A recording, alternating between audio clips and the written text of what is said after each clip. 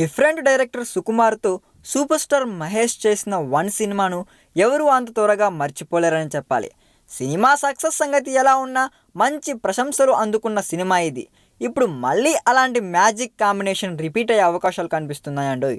రామ్ చరణ్తో మైత్రి movies బ్యానర్లో సుకుమార్ చేస్తున్న cinema పూర్తయిపోతే ఆ తర్వాత మహేష్తోనే సుకుమార్ సినిమా చేసే అవకాశం ఉన్నట్లు తెలుస్తుంది. ఈ మేరకు సుకుమార్ లైన్ మహేష్ చాలా కాలం కిందటే ఓకే చేసినట్టు కూడా తెలుస్తుందండోయ్.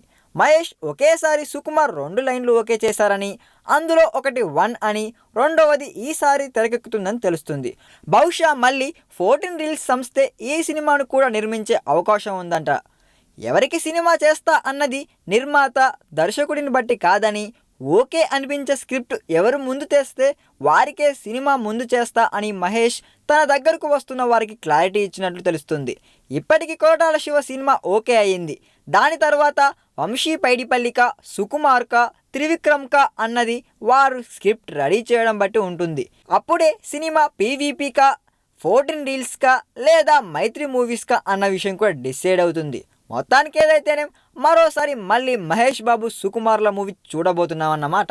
ఈ వీడియో మీకు నచ్చినట్లయితే సబ్స్క్రైబ్ చేయండి. ఫిలిమి స్టార్స్ బోలెడంత న్యూస్ బోల్డ్గా.